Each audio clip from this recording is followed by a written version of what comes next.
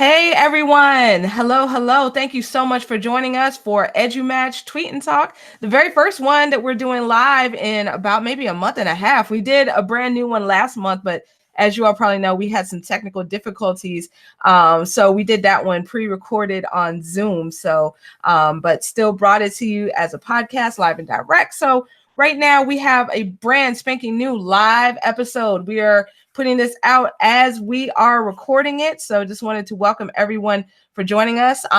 You might have heard me say uh-oh right before we went live because YouTube just posted a little banner for me saying that Hangouts on Air is going away August 1st. So that's something interesting to know. So we will definitely pivot. So the tweet and talks might be done on Zoom, but we are still going to keep them coming to you. So definitely wanted to welcome everyone and thank you so much for joining in. So tonight's episode is going to be financial literacy and education, something we've wanted to talk about for years and years and years. So super excited to have this conversation right now.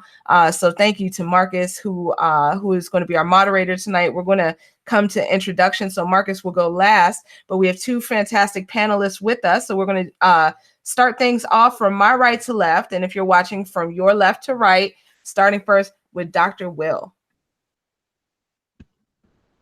Hello, everyone. Dr. Will here. I'm an instructional technologist with Hattiesburg Public School District. I'm also a podcaster. My show is the Dr. Will Show. I actually focus on educators monetizing their talents. And I am the director of the Edupreneur, Making the Impact and the Income, which focuses on educators getting into the consulting game.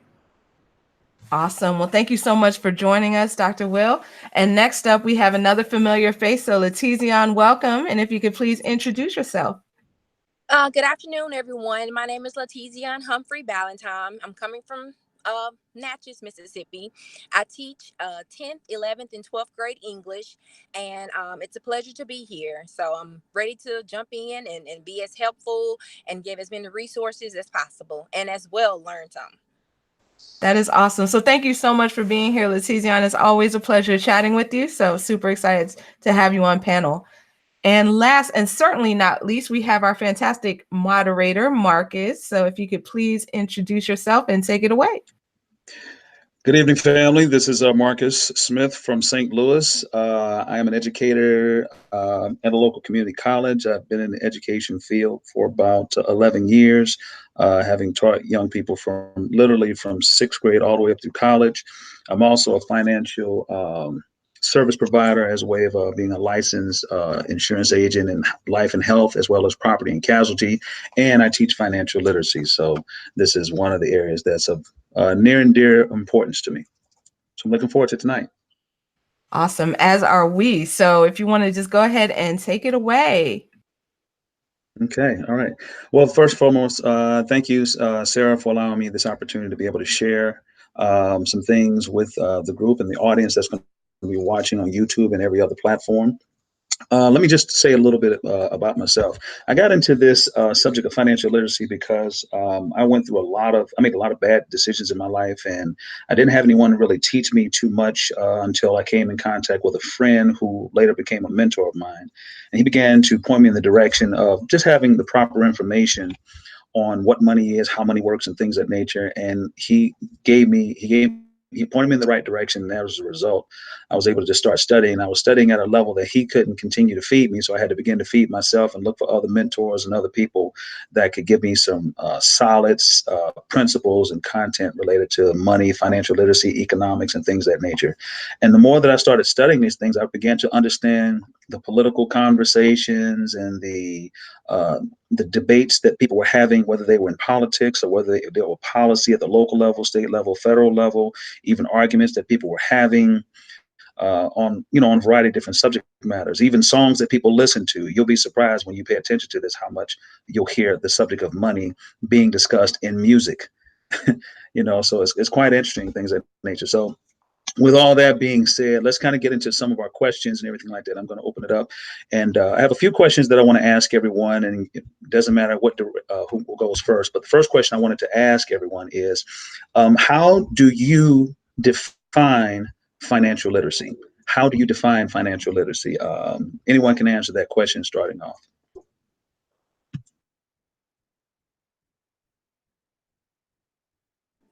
Okay, I guess Dr. Will, I'll start. My definition might be a little broad. I just recently started taking a financial literacy course so that I could, in return, become a financial literacy instructor. So I thought that was very nice that you brought that up, that you found a mentor to help you, and then you took other courses to find out about it.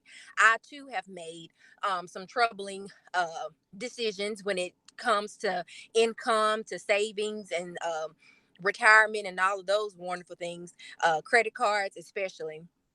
So my definition of financial literacy is basically having the knowledge that you need in order to make the proper decisions when it comes to finances, and that can include checking accounts, anything pertaining to banking, to credit cards, to investments, whether it's your 401k or anything to that nature. So basically having the basic knowledge and understanding of it so that you can make the right decisions for yourself.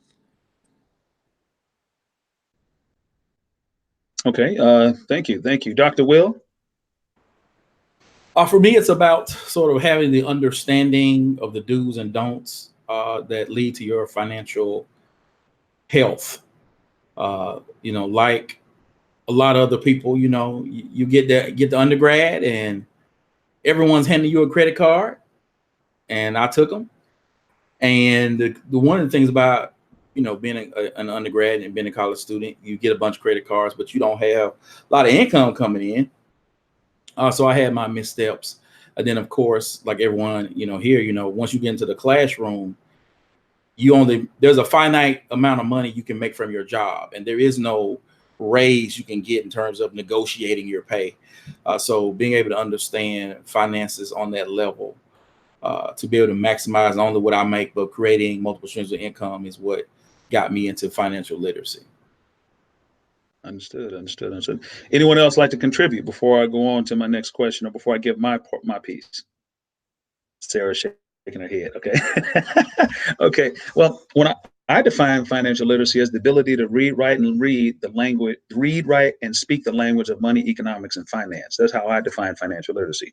The ability to read, write, and speak the language of money, economics, and finance. And it doesn't require you having an advanced degree or anything like that, but it does require that you get the right information, because one of the things that can happen is you can get the wrong information about subjects, and then because someone who has a position of authority told you that that's correct, in other words, you regurgitated what someone told you, then you think that you are educated when in fact you may have been indoctrinated. So it doesn't mean that you've been educated, it just may mean that you've been indoctrinated.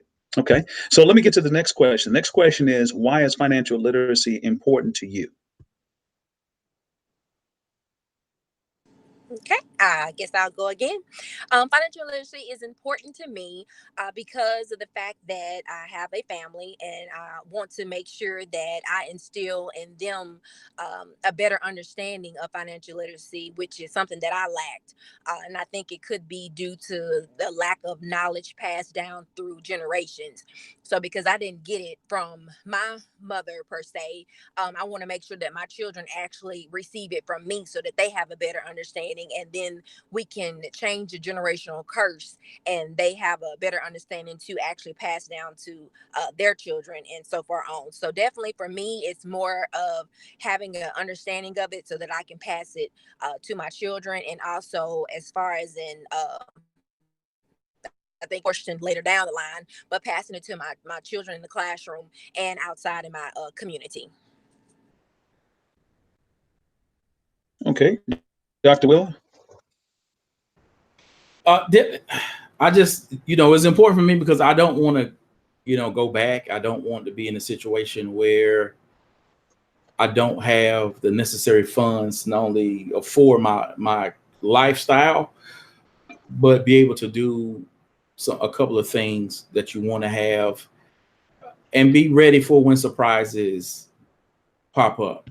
And, even though we work in a field where we don't have the type of, layoffs normally that other professions may have, we still do have them. And so I want to it's important to me in order to sort of prepare myself and protect myself when time comes. Okay. Okay, I can definitely understand that. I know for me, as I stated in my introduction, financial literacy is important to me because, again, I didn't get the information. I never heard it in school. I never heard it at home, and I never heard it in church. And the reason why I mention those three institutions is because those are the three institutions that primarily shapes our worldview, our paradigm, how we think, what we feel, what we believe, and things of that nature. And as a result of that, we often, if you don't get that type of information, you don't think it's important, or sometimes silence can speak louder than your words. Now I see that Sarah stated that she defines it as education and understanding of topics related to money. Okay, okay. Thank you, Sarah, for that. But like I said, for me, and I started seeing how so many communities were being affected by not having the proper financial education. I mean, when you listen to, I mean, if you think about it, you can look at whether you like or hate, love, disapprove, disagree with whatever who the president is that's in office. One of the primary reasons why I believe that the president is in office is because our nation has lacked an understanding of financial literacy. And when people elect who they elect to represent them at the local level, the state level, or the federal level, in most cases, the questions that people have is, what are you going to do for me? And that outcome generally has to do with some sort of economic end. And so if people understood financial literacy, if they understood money, if they understood economics, if they had a strong financial education background, they wouldn't necessarily be looking to the politicians to solve their problems. They would be able to solve problems for themselves, as well as solve problems in their family, as well as in the community. That's my little 2 cents on that. The next question I want to ask is, why do you think that financial literacy is not a fundamental part of the educational system in the U.S.? Let me say it again. Why do you believe that financial literacy is not a fundamental part of the educational system in the U.S.? I think I'll take it away from here again. In my opinion, I think, and I hate to kind of say it in this sense, but it has something to do with society, in my opinion. Just because the way the economy and things are set up, I think that if we gave our kids and even our earlier adults the opportunity to know all of the basics about about financial literacy, they would be able to make smarter choices. And I'm afraid that they are not wanting us to have that upper hand, because it clearly should be, I mean, it really should be included in our school systems. And I know that question is coming up sooner or later, but I'll explain why then. But I definitely feel that it's not included due to the fact that society wants, they don't like change and they don't want to see change. And if we were able to be given that upper hand, um, they don't want to see the possibilities that could come our way that could be actually positive, and they probably don't want to see it. So that's my opinion. How about you, Dr. Will? I agree that they want people dumb and broke because they don't make the best decisions. We look at, and the guest on the show, Leticia, is that your name? If I'm saying it correctly. She and I are both in Mississippi, and we, in our state, when you look at our standards and all those things, there's a lot of stuff that focuses on, math and English, and you do have state tests, you have the subject area test to take, but a lot of stuff that, like, let's say like CTE, we do have those, but when you look at those classes and financial literacy or entrepreneurship courses that can lead kids into becoming agents of their own future, creating their own jobs, creating businesses, those aren't stressed, in our state.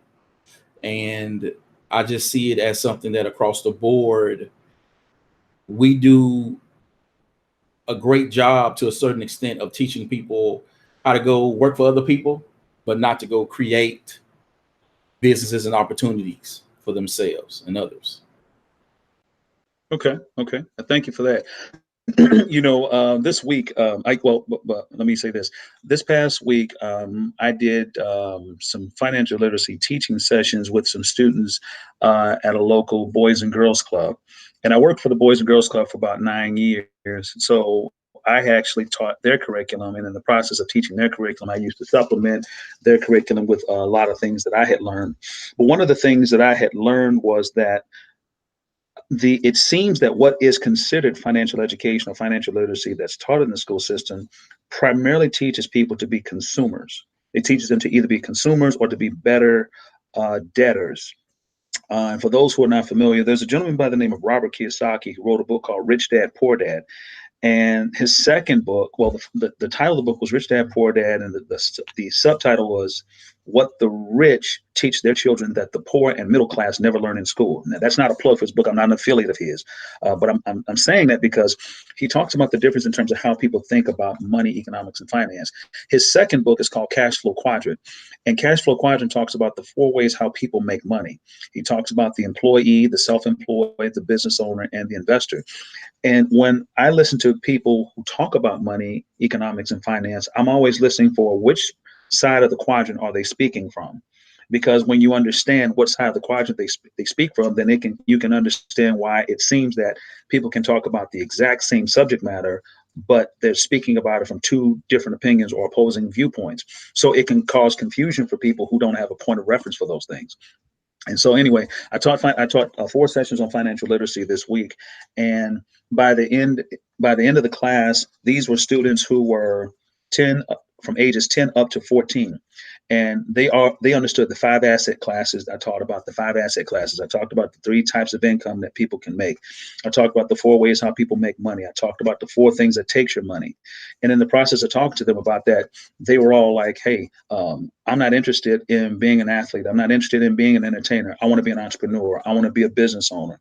And the reason for that was, I don't think it's necessarily because I taught it to them, but I gave them a different perspective that simplified what the language of money is about and what financial literacy is about and how it can impact not only yourself, but your entire community. So that's just a little piece of something to consider.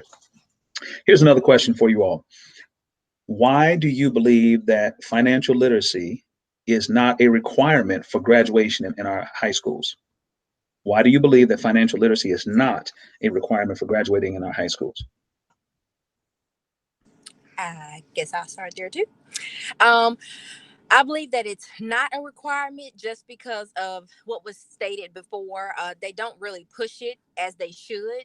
And like I said, it would be amazing the ideals that the kids could come up with, and where they could take it if they actually had the knowledge about it. So should it be something required for graduation? Absolutely. I feel when I was in high school and we had the state test, but we had to pass something called the FLE, which was known as the FLE, and it asked you basic questions, and there were basic financial literacy questions that were on there, and unfortunately there were some people that did not pass that test and weren't able to graduate with us when we did. But they kind of just switched from FLE, and then they went to making these standardized state tests the requirements in order for them to graduate. So I'm not quite sure why it's not a requirement, but I do believe that it has something to do with the fact that they don't want us to actually have the upper hand. How about you, Dr. Will? I would say the same thing, because most education in this country is not set up for people to understand the money game at the next level. Even, there's criticisms about MBA programs, that a lot of those MBA programs don't teach people entrepreneurship. They teach them how to be better managers and CEOs of someone else's company. And so when you look at what we're looking at in this country, and you look at how you have all these testing, which is run by big corporations, and you look at the people who have influence at the federal level on down, again, we're talking about corporate entities. They're just not really focused on getting people to understand about investing, owning property, creating a business, creating jobs, getting out and doing for self, is all still related back to that factory model of get this education and go out and work for someone else. So I don't think the people in charge are very interested in people becoming economic drivers and engines for themselves and their families, but rather than cogs in the wheel. I'm looking at some of the comments that Sarah posted from Twitter, and it says that only 17 states require students to take an economics class. And someone else stated that they believe that financial literacy is important because it teaches money management and can reduce the economic impact. And one other person states that research shows that it doesn't have a long-term impact on financial behavior. That's a very important, those are some interesting points. I'm glad she pointed that out, because the last time I had checked, it stated that there was only seven states in the nation that required financial education as a requirement for graduating high school. So I'm glad that that has been updated. But also the long-term impact on financial behavior. That's one of the things that I talk about that people need to have a clear understanding of. You need to have the right mindset when it comes to financial education. You need to have the right values. You need to have the right behavior. And then, of course, you need to make the right decisions, or take the right actions as relates to financial education and things of that nature. And without those things, you're going to have a problem.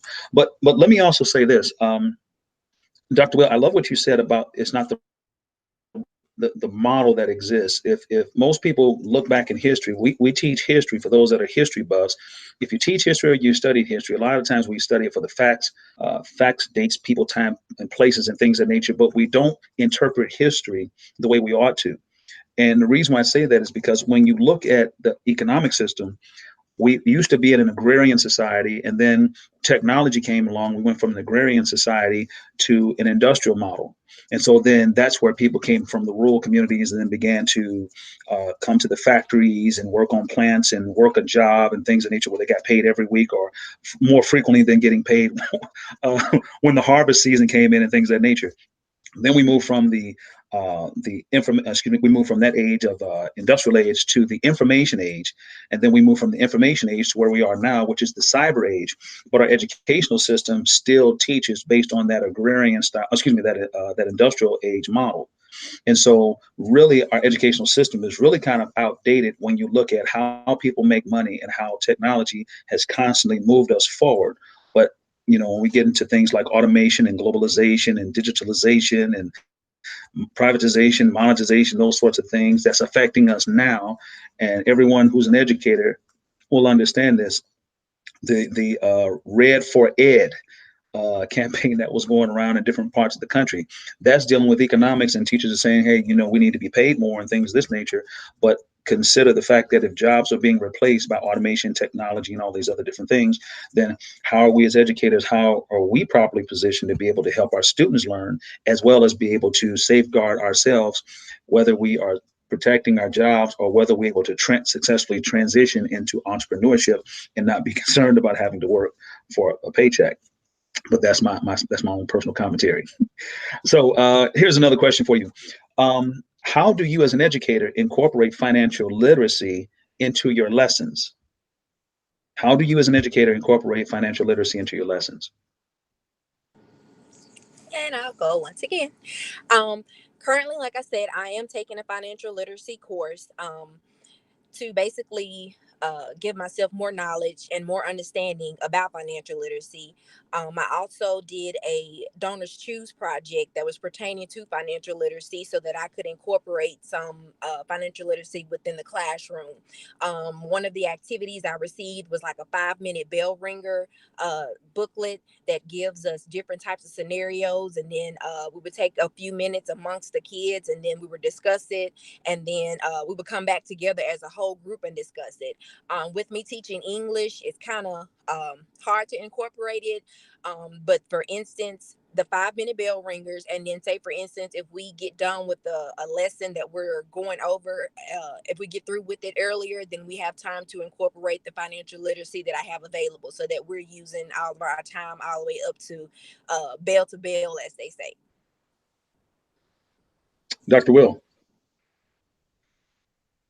Well, I'm an instructional technologist, so I don't teach students, and with my job with teachers, it doesn't naturally lend itself to incorporating financial literacy into what I do, which is why, I have my podcast. And with my podcast, I definitely talk about those things with teachers, whether it's creating your own business,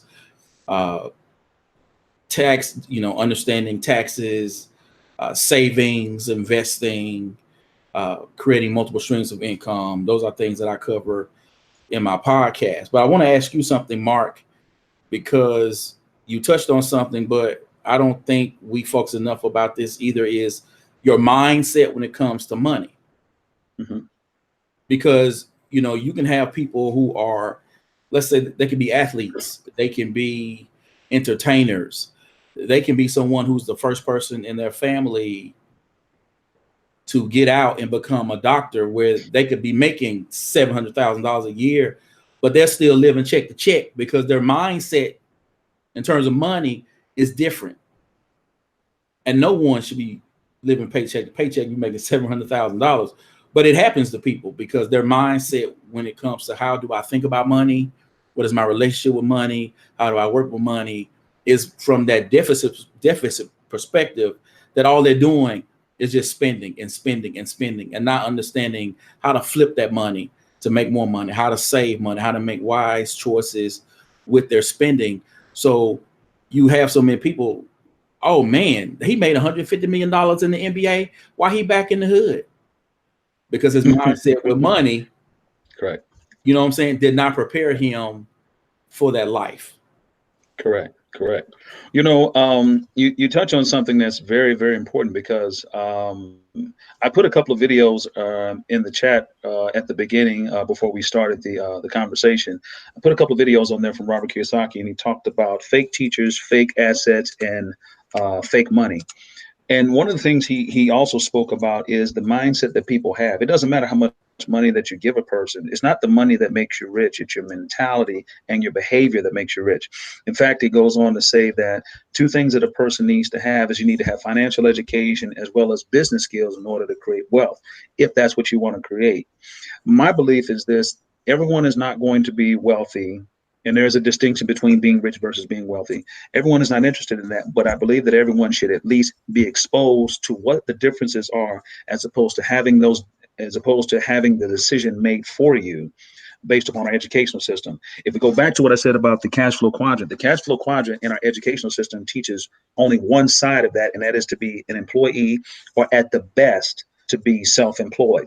That self-employed person can be a doctor. That self-employed person can be an attorney. That self-employed person can be a barber, a barber, a hair salon owner, or what have you. Someone who is a solopreneur or entrepreneur working for themselves. But that's not the same as being a business owner. It's not the same as being an investor. And it requires a shift in knowledge. It requires a shift in thinking. It requires a shift in values. It also requires a shift in behavior. The last piece I'll say about that is, think about this.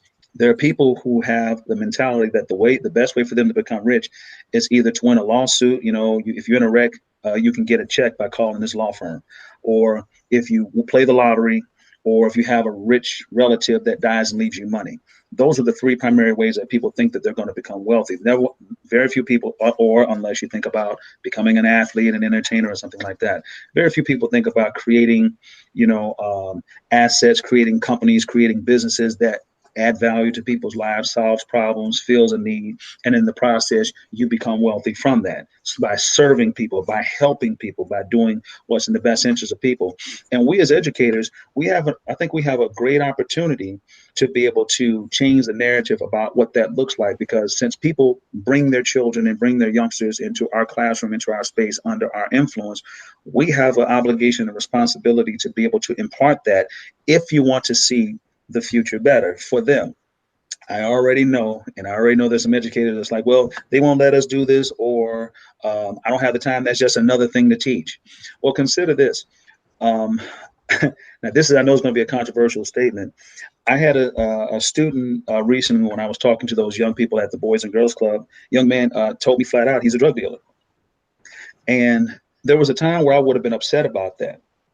But I wasn't upset about it in the sense that most people are upset. I was upset at the fact that he's willing to get rich and die trying.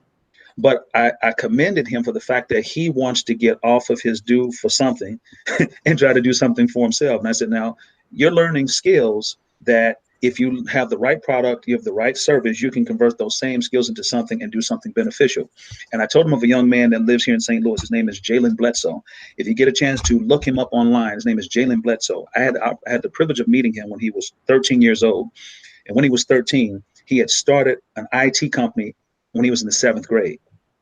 When I met him, he was in 8th grade, and he had 2 employees that lived here in St. Louis, and he had 2 independent contractors that lived in India. 2 years later, when he was a sophomore in high school, he was featured on the local news, and they said that he had 100 employees, 150 independent contractors, and his company was worth $3.5 million. Since that time, his company has gone on to make multiple millions of dollars. He was appointed by former President Obama, to be part of a youth entrepreneurship committee. He's connected to Steve Harvey and a whole lot of other different people and things of that nature. And I don't know if he's still in school. I don't know if he ever graduated from college, but he's so busy with building companies and building brands and has a school of entrepreneurship and stuff like that. He's so focused on that. I don't know if he's going to go back to school, but I know he's created his own institution. There are other individuals like him who are doing the same thing. And those are the sorts of stories that I look for to tell young people about, to say that, look, there are other ways how a person can succeed in life without having to go the route of professional, being a professional athlete, which is a lottery, playing the lottery, having a lawsuit against someone or something of that sort. But I just wanted to just kind of throw that out there for those who may be looking at those things. Now let's do this. Let's talk about some resources and strategies. What are some things that you would recommend to people to become financially literate? And let me define when I say financially literate. I mean doing more than just being able to fill out a checkbook. I mean more than being able to write a budget.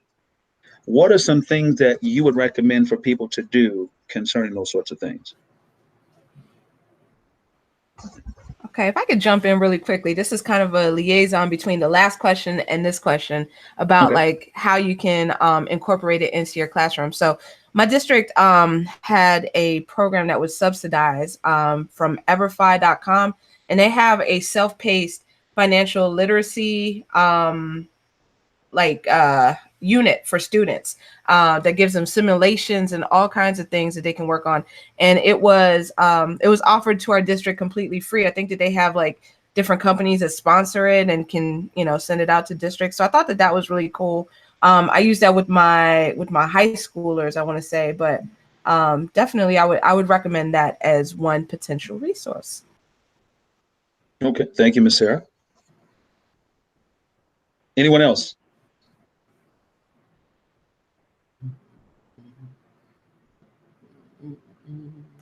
No one saying anything. Well, there are some people that I like to check out. Dominique Broadway used to be a financial advisor, and she was making next level money, bought her a condo in her 20s.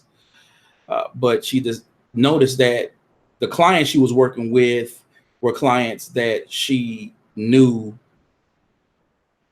I mean, these were big money people, and there was no way her company was going to allow her to work with people who really she felt needed this information. So she left the game, and she's out there actually teaching people. She has a great podcast, and she's an entrepreneur herself. And of course, Dr. Claude Anderson, who is all about Black economics and building wealth and entrepreneurship.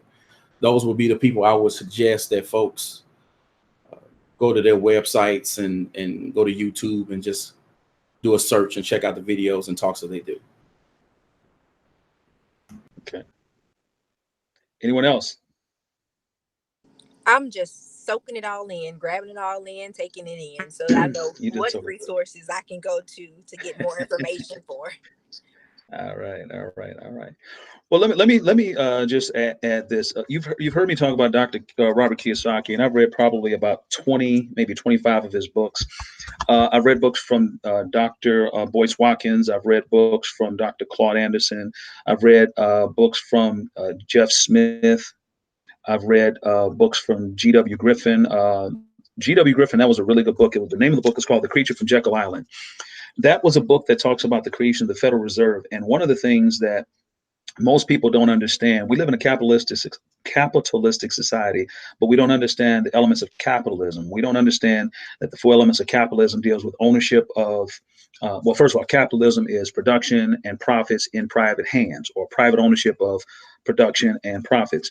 We don't understand that things of capitalism deals with ownership of land, ownership of labor, ownership of capital, and ownership of the tools. We would call it today technology.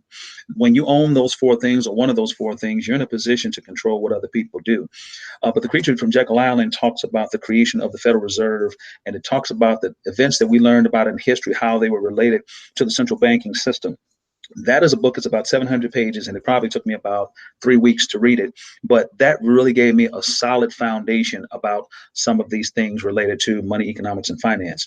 There's another gentleman, Dave Ramsey, that most people are familiar with. He is a person who teaches. He wrote a book. Well, he has a system out there called, I believe, Financial Peace University, the Total Money Makeover. Books from Susie Orman are pretty good, but again, what they teach is primarily on the ES side. When you look at the BI quadrant, there's a multitude of books. Tony Robbins has books on money, economics, and finance and entrepreneurship. Damon John has a book called The Power of Broke. He has a book called Rise and Grind. And there's just a multitude of people who have content out there. There's a guy by the name of Jay Morrison. He's an up-and-coming entrepreneur who was once a drug dealer who ended up turning his life around, ended up becoming a real estate agent for Sotheby's. Then he ended up developing his own brand. He has an academy for wealth development and entrepreneurship and things of this nature. And he's a person who I learned from a lot of different people. I also have personal mentors here in St. Louis that I've learned from. And there's a lot of things that I've studied, because I study a lot of different things from a lot of different vantage points on the subject of money, economics, and finance. And so when people start asking questions about what should you do, what sort of things should you invest in, the first thing I tell people to invest in is your financial education. Develop your financial knowledge.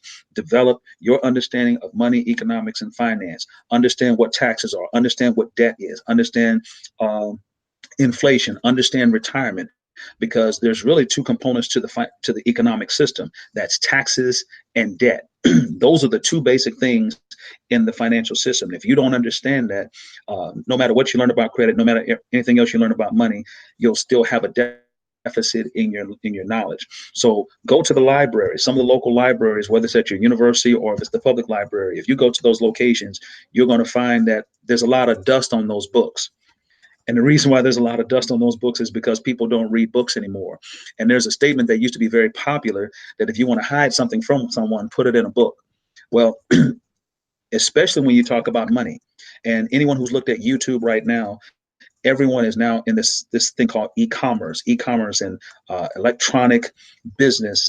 There's so much out there that people can learn and benefit from, that if they're not taking advantage of it and they're expecting someone to give them the information, you're not going to get it. But here's one other piece. All the knowledge that you need about money, economics, and finance is free. But it's free. It's in the library. It's online. But here's the problem. If you don't have the right financial foundation, it's going to take you years and years and years and years to get to what's the truth and what's not. So that's one of the reasons why a person needs a mentor.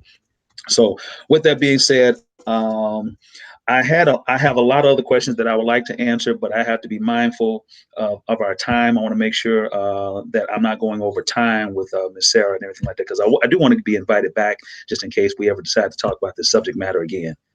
So with that being said, Ms. Sarah, I'm going to turn it back over to you. All right. Thank you so much. Oh my goodness. This was a fantastic conversation, and I would love a part 2 on this.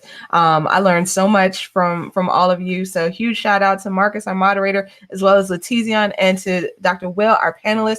Also wanted to give a special shout out to Sarah on Twitter, who was interacting and engaging with us. So as always, this will be available as a podcast episode within the next few weeks or so. So tune in for that. Also next week at the same bat time, same bat channel, we're going to have Dean Gainey on talking about the power of potential. So sign up for that. If you would like to talk about the power of potential in education, you can go to podcast.edumatch.org/sign up. Or if you want to watch, then podcast.edumatch.org/tweet talk at 6 p.m. Eastern next week. So thank you again. Great fire conversation. Learned so much, and can't wait till next time. So everybody have a great one. Take care. Thank you. Thanks.